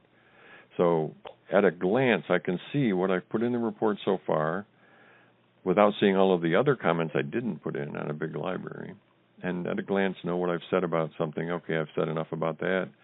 Click on the funnel again, and you're back to the whole library again, right? You've also got a folder icon that'll take you to the gallery. If you wanted to pull photos maybe you took outside of the app into the report, you can do that here. But I want to take a picture of some of these problems I'm finding, right? The little camera icon right here, if I touch on that, it opens up my camera. I'm rotating it 90 degrees counterclockwise, and I'm going to take a picture of an issue and save it. So now I've got a picture of one of those cracks. And you see the thumbnail of the photo. Tap to add caption. Now's as good a time as any to put a caption on it, wouldn't you think? So if I touch on that, I can now type in a caption, talk in a caption. But you have the ability now to touch on pick a caption. It will show me everything I've put in. My 2 common captions are on the top here that I built into my library. Plus I have everything I've put in the report in black and everything in red so far. I can choose any of those as the caption. Boom, there, now I've got a caption, no typing, right? And then save it. Along with captioning it, you should edit the photo right now. No better time, you're standing there looking at it. So touch on the pencil icon, the picture pops up full screen, and it comes up in arrow mode automatically. Yellow color is my default, and 4 pixels wide. You can make your arrows down from 3 pixels really thin up to 10 pixels. The way you edit a photo here is different than on the main software. It's kind of the opposite. It's touch and drag. So I'm going to touch on the photo where I want the back end of the arrow to be and drag my finger. Where do I want the point to be? Just dragging it around and then click when you get it where you want it. So touch and drag, right? It's very quick and easy to put a lot of things on there.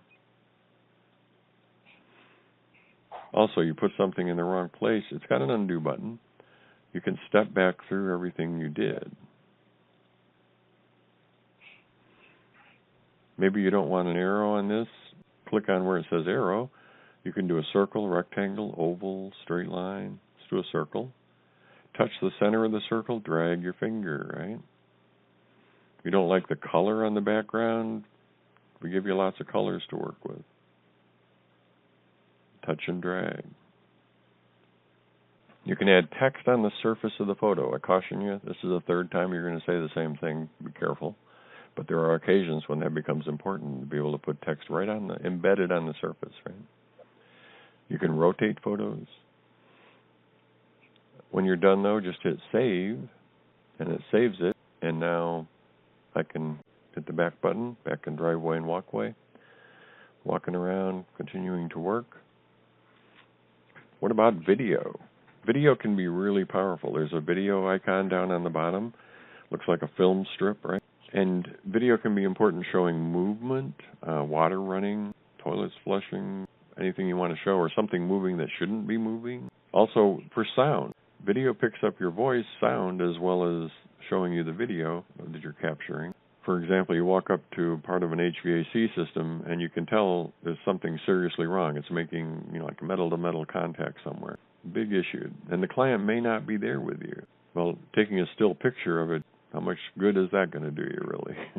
They can't hear it. But if you take a short video and you're telling them what's wrong as they're looking at it and listening to the sound you're hearing, that's much more powerful, right? Another use for video, and I'm going to use it right here under driveway and walkway. This house, I'm going to say, has a very long driveway, and it's in really, really bad shape. Cracks everywhere, uneven slabs, holes in it, potholes. In fact, I didn't hardly want to drive on it when I came here. It may take me 6, 8, 10 photos at least to fully capture the amount of damage to it. If I take one short video while I'm panning slowly across the driveway and telling the client what they're looking at, guess what? That one video takes the space of one photo in the report. Instead of 6, 8, or 10 photos that may add 2 pages to my report, at least, I put one video in. I just saved a couple pages in my report using a video. I'm going to do that right now. Take a video, click on it. You must rotate into the landscape mode when you're taking video, and then start recording. And now recording. And it's picking up my voice as well as I pan across the driveway, and you see my two monitors, and telling them what's wrong. Stop the recording. Now I've got a video here. And you can pull things out of the gallery. I know some inspectors that'll walk around and take a bunch of photos, maybe even outside before the client gets there. Outside of the app, haven't started it yet. They're in the gallery, and you can pull out of the gallery by clicking on like that double folder or a single picture that pulls one, or you can multiple select from the gallery, pull in several of them at once, up to 10, by touching on that, and it brings up your gallery. And then you choose the photos that you want to select into the report. Say OK. I just pulled 3 photos out of my gallery. And I'll go back to driveway and walkway. Here's another really cool feature that we do uniquely, and that is I'm walking around outside, right? I walk around the corner of the house, and there's an alcove, a U-shaped thing into the structure. It's really outside, and there's even a roof over it. And I see an electrical panel back in the corner. I walk over to the panel and see an obvious issue. I need to take a picture of that. Where am I? I'm in driveway and walkway in the report, right? Any photos I take here are going to show in driveway and walkway. With any other software, you're going to have to navigate, go back to the main level, drill down to where you want the photo, electrical panel, touch the camera, take the photo, and then back to get to the main level, drill down to grounds, driveway, walkway, and back where I wanted to be, where I am. The way we do it and allow you to do this, anywhere you take a photo in the app, the Home Inspector Pro mobile app, as soon as you take it, you can redirect that photo anywhere else in your template you want that to show. I'm going to do that right now and take a picture of that electrical panel, if you will.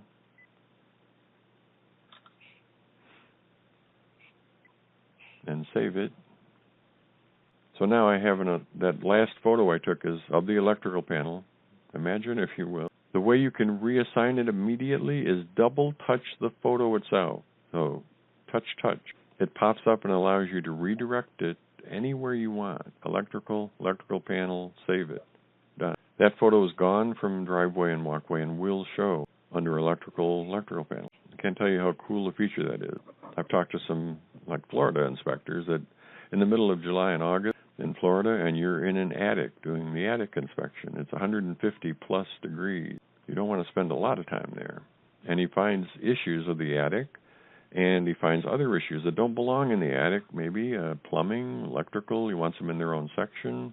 Fine. He just snaps all the pictures all at once for the attic and other places that they need to go. And then goes back into air conditioning, and then just quickly tap, reassign those other photos where he wants them to show, and done in a matter of seconds. What I haven't shown you is just that little house icon. That will take you back to the main level menu instantly. If you have an iPhone or an iPad, you will see the Inspect tab, which you see up here, but it will always be on the bottom on an iPhone or an iPad. You can get back to the main level by touching. Okay, I'm on the main level menu right now. What happens if I take a photo right here? I got a camera icon down here. So when I take a photo now, where is that photo going to show in the report? It's not going to show to the client. This is what we call a miscellaneous photo. Anything you take on the main level menu is miscellaneous. You're taking it only for your reference. Cover your butt photo, right? You can also take cover your butt videos, and you can pull from the gallery into the miscellaneous. They will save with your working file when you upload it, download it to your main computer. Those photos, the miscellaneous ones, will be there, only for your reference. Again, you can reassign them if you wanted to later, but by default, they will not show. And this is where that ability to reassign a photo instantly comes into use anywhere in your template that you're inspecting another place in the home. You may take the photo you want to show, and you may take a couple CYB photos. As soon as you take them, double touch them and assign them to miscellaneous. They will not show to the client. And same with videos. Right. So we're in the main level menu. And this house I'm inspecting, let's say it's really big.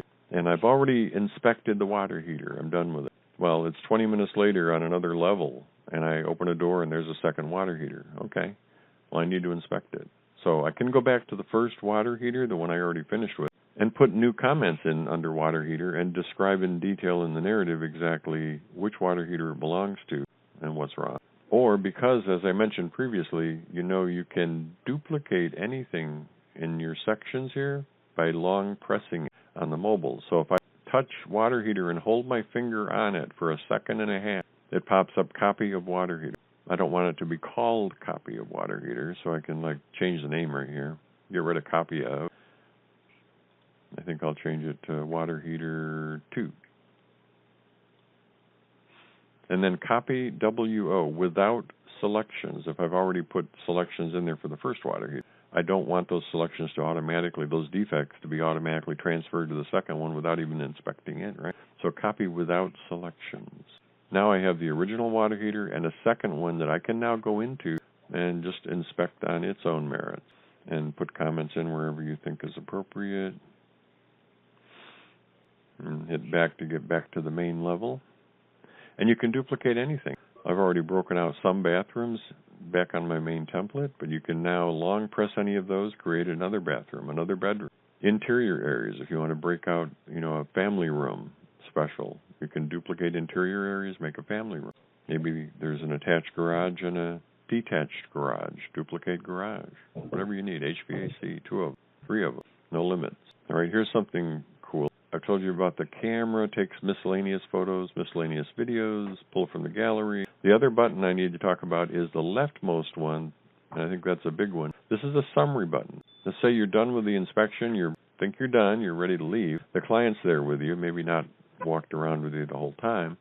Would you like to sit down with the client for 5 minutes and kind of go over to give him a feel how the report went? He might not been around with you the whole time. You can touch on that leftmost icon down here, and it's a summary button. It will pop up a list of everything that you have put in red to show in the summary, and you can quickly go through those things just to give them a feel, saying you'll get your full report tonight, tomorrow, whenever you set expectations. Or you can go out to your vehicle. You may have a computer in your vehicle that you can use a hotspot on your phone, upload the report, download it to the main, right there in the truck, finish it off, and deliver it right there. Have a big honking printer in there that you can print it off in hard copy if you want, on site. Not many guys do that anymore. That's expensive, but you could. So go over those things, and you'll see the photos that you took too. If you want to, you can touch on the photo. It'll come up full screen, and you can show him the photos that you took, the problem, and videos. All right, so it's your choice whether you want to do that or not. You don't have to, but you can if you want to. You'll see the comments that you see in there. If you notice a misspelling or a grammatical error, if you double touch the comments, they pop up for editing, and you can change them, and they change them throughout the app. Just save it when you're done. And on the photos, maybe I forgot to edit that photo. There's a pencil icon right there. I could quickly edit that photo right here from the summary and do whatever I wanted to here. And save it. And it will save it throughout the inspection. But when you're done, hit the back button, you're back to the main level, you shake their hand and you leave. And go finish the report at home, right? So let's say that we did that in the interest of time. Went through everything, did everything we needed to do. And now I'm back home. I'm sitting down at my computer. I pull up my app again. Before I upload it, let me go to settings. I haven't gone there yet. Just to show you what's there. If you're using ISN, this is where you would sign in put in your login information for them, those 3 pieces of info. You specify how many lines of each comment you want to show. I set mine for 3, have as 1 to 5. You can change the colors that you see in the app. It won't affect the colors right here that it prints out. This is just how it looks to your eyes. Some inspectors have at least partial color blindness. Green and red don't work for single and double click. You can change them to something that you can differentiate. Now at the very bottom, this is what I wanted to point out. Save after each item. Make sure that is turned on. Otherwise it's after each section. You have several items in one section. What happens if your battery dies halfway through a section if it's only set for that? You lose those 2 or 3 things that you've done already in that section. So turn that on. That way the most you could ever lose if your battery died or something else happened to your device is that one item, because it saves every time you switch between every item automatically behind the scenes. Let me mention we have a Home Inspector Pro camera, HIP camera app that Dominic developed. You can turn that on and use our camera app instead of the standard one. I was using the standard one, but the camera app we just recently added, and try that. Try them both, see which one you like the best. Use either one of them. And one of the big advantages to the HIP camera is guys said they wanted a way to take a bunch of photos really fast in one area. Just keep taking photos. Well, on the standard camera app, there's 2 or 3 steps to go from photo to the next photo. This makes it very quick. It removes like 2 or 3 clicks on each time you want to take a photo. And you can take a bunch all at once. That's the main feature of it right now. Dominic is constantly adding to this app. It's a work in progress in a way. And there will be new features in there that may make it even cooler in the future. Auto list pop-up, that should be turned on. Save full-size images. I have that turned off. If you want to save a full-size, high-resolution image, turn that on. I recommend you sign up with like Google Photos or Dropbox. Works for that. They have a free account you can get as well. Every time you take a photo, you can set it so that it will copy that photo up to your cloud with them. So you have a copy of that full-size, high-resolution image in the cloud. Save if you ever need the original image size. And then you can go through your mobile device and delete them off there on a regular basis, because those full-size, high-resolution images can be 3, 4, 5 megabytes each. Okay, that will eat up your storage space very quickly. So you need to get them off there. Bad things happen when you run out of storage space. Not only with our app, but with every app. It's impossible to save things. You know, it's not good. It's ugly. So be aware of that. And if you make any changes in here, make sure you hit save at the bottom. Don't forget, or it won't remember it.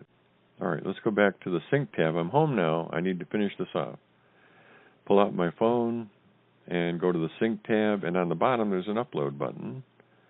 I touch that. It gives me a list of any inspections I have on here. I touch the one I want to upload, and it will start uploading immediately. And it could take a couple of minutes, depending on your Wi-Fi speed and how many pictures and videos you put in. Upload complete. Successfully uploaded. Now I'm done with the phone. I can put that down. And I'm back in my main software. I go to Mobile Sync, where I'm at right now. On the right side, click Download Inspections. And it will let me know what I have in the cloud. I only have one in there. You could have multiples. And over on the right side under Download, you click on the little blue cloud icon. And now it will save it to my computer. It knows where to put it. It knows the name. Just save it. So I'm saving my working file, the HZF file now, that got created during that transition. Again, this could take a few minutes. Be patient. We get those calls a lot. Somebody will call in and say, I can't download my file. It's been like 2 minutes already. And then they say, oops, never mind, it just finished. So be patient. And you know if your files are big or not, depending on how many photos and videos you took. Say, okay, but it works. And then close this. I've saved the inspection. I now want to open it up and finish it. So I go to Open Inspection. And then there it is. I see it in the list. And open it. And as soon as you open it, it will take you to the client info page automatically as soon as it's open. And here we are. There's our inspection. And you could go into any of the sections that you put stuff in, and you will see your information you put in black or red. And the photos and videos you took will be there. The first thing that I would probably do after I get it back on the main computer is go up to Generate Report. I want to see what it looks like so far. Maybe I'm not done with it. I know I got a few more photos from my camera to add, maybe. Whatever you need to do, I got to look up a couple things before I finish it. But in any case, I want to generate it as a PDF and take a look at it. Then I'm going to click this button to select sections with comments, ratings, or photos. And it will only check the things off that I put information in. And close it. And then save it. It knows the name and where to put it. You should never have to click on a file on the top part. It knows the name, or you have to give it one. And now we're looking at the cover page, cover photo, the client information, your information, introduction letter, and then our summary. And in the summary, you see everything we put into the summary in red. Remember that new comment I put in? I made it orange. See that? It will always be orange when you use advanced colors to color a comment. And you see the highlighted terms in here. This is our pop-up glossary that we have in the software. We give you a basic glossary of terms, like 20 of them, abbreviations, AFCI, GFCI. Inspectors use them all the time. Clients and realtors may or may not, probably not, understand what they really mean. If you hold your mouse, this is what the client sees too, right? You hold your mouse over it, it pops up a full definition of what TPR valve is, of what PVC is, or AFCI or GFCI or other terms that are in there that you use all the time. You don't even have to think about it. If you use those terms, that pop-up glossary will just be there. If you don't want it to show, you can turn it off. You can modify how it behaves. And then we get to the electrical section with that photo I redirected there. And the ground section with our materials, the body comments in black, the summary comments in red, and that one orange one. And you see the photo, you see the video. Let me expand that. To play a video, Dominic, our president, figured out how to make video play 100% within Adobe Reader. That means it doesn't require a video player on the client's or realtor's computer to play the video.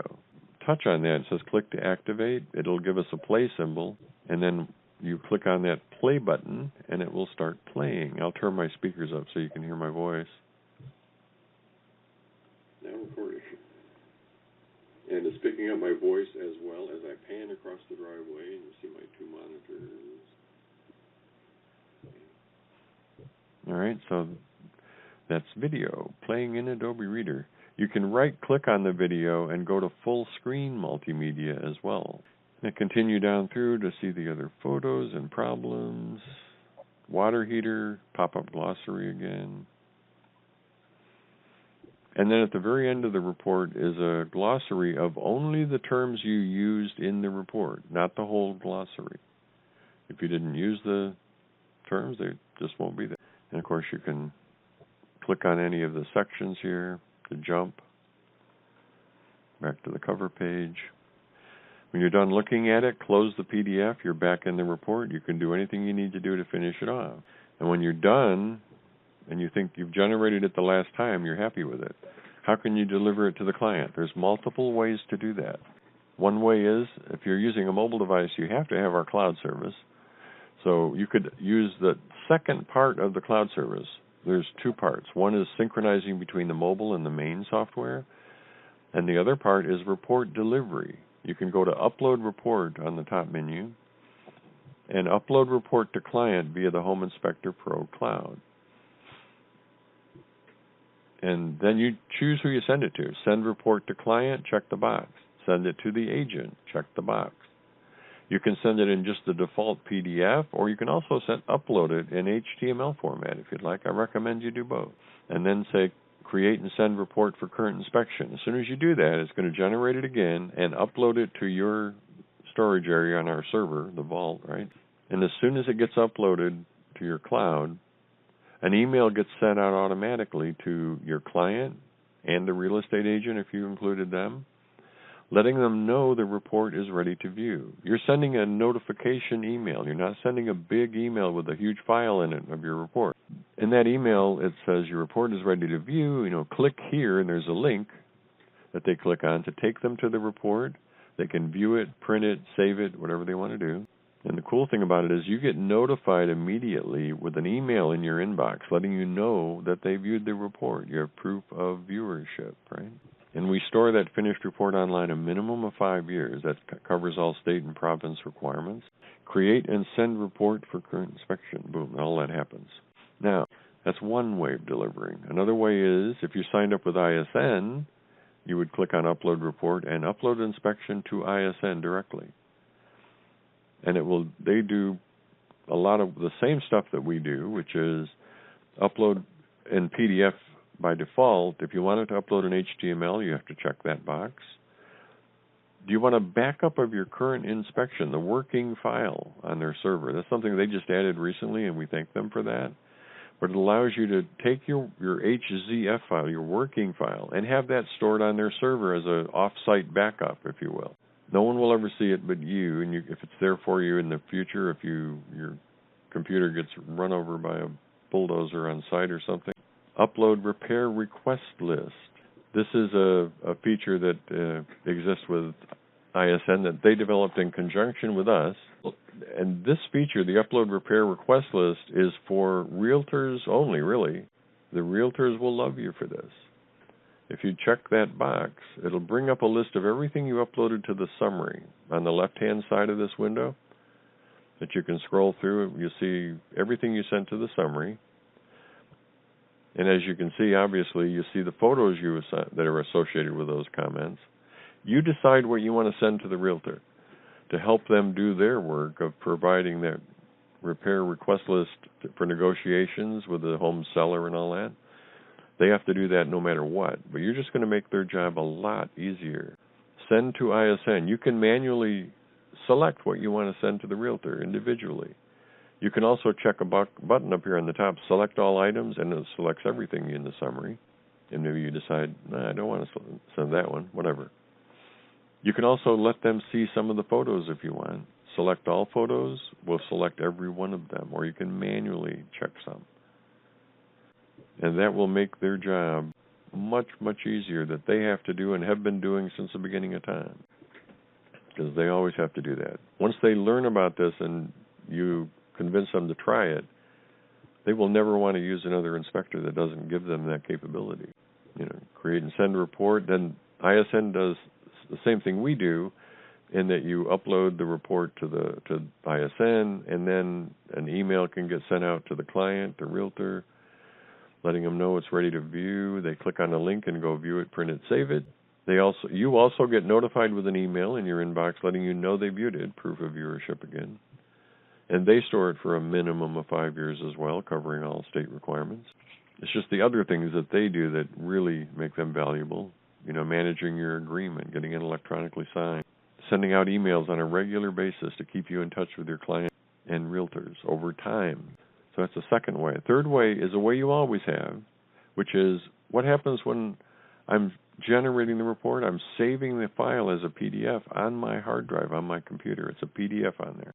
I can go into my personal email, work email, address it to the client and or the realtor, and then attach a file, go get that PDF and attach it to that email and send that whole big PDF directly to the client or realtor.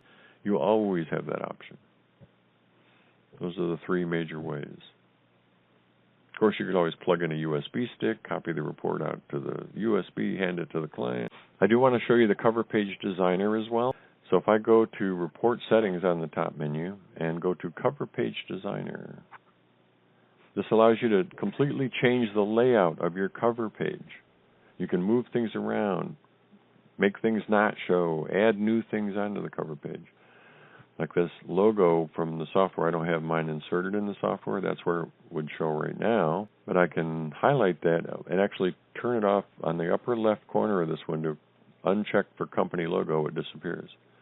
Maybe I don't want a border on my cover page. Highlight it and turn off the page border on the top left here, and it's gone. If you want to enable it, you have to check this box on the lower right, Enable Custom Cover Layouts on Reports. So remember that. And then I can move my company information. Maybe I want that to be over here. And the inspector name, I'll put that down here. I want to add an image and actually put my logo in there. And I'll say this is it. So there's my logo that I want to put down here, and you can control the size of it. I think that's a good size. And here's all the client information. Where do you want that? Put it anywhere you want. Let's put it right here. The cover photo. Let's say I move that over. I'm going to make it bigger. And object alignment, I can center it. Maybe this bar going across the top. I like it, but I want to make it bigger. Put it on the top left. Make it wider. Make it longer. Put it all across the page. How does that look? Move that down here. where it says demo version, that would be your company name and then the report title. Right? You can add other images. You can add text boxes on there. You can add just colored boxes that you stretch around how you want it. And now that you're done with that, you say apply changes to template. Design has been applied. And you have to save your template when you're done. But right now, let's go generate it and see what that report looks like with my brilliantly designed cover page that I took a whole minute doing. Don't criticize me too bad. It's supposed to give you the idea that you can change anything. So here it is, my cover page, brilliantly done, don't you think? And you can use this in combination with our Stationery feature. We've had that for years. The ability to design letterhead, basically. Outside of the program, you would create stationery that the report prints on, just like in the old days with letterhead, right? And you put a piece of letterhead in the printer and print a letter on it. But you're going to design that letterhead any way you want, in like Microsoft Word or Publisher or Photoshop or any program you can do that in. And then save that file as a PDF. And then you pull that PDF into the report to have the report print on. There's some amazing stationaries that our users have developed. So now we can close that. And I showed you the advanced colors on the mobile, but I never did show you here, did I? Report settings and formatting. This has advanced color options right here. I set up this color palette. You have to enable it with a checkbox on the right. You only will have black in yours if you haven't set this up yet. To add all these colors, you click Add and pick what color you want. I'll pick a kind of a crappy green. You could also go to any of these other tabs. If you know the exact color number, you could type it in and match any color in existence. And I added a new color. It's unlimited. Have as many as you want. That gives you the ability to change the color of any individual narrative in your report. And it will always be that new color, no matter where you put it. And I told you about the black button and the red button. The black button is normal damage font. The red button is serious damage font, and it's red. I've had guys call me, and he says, I want everything that I normally put in the summary to be blue.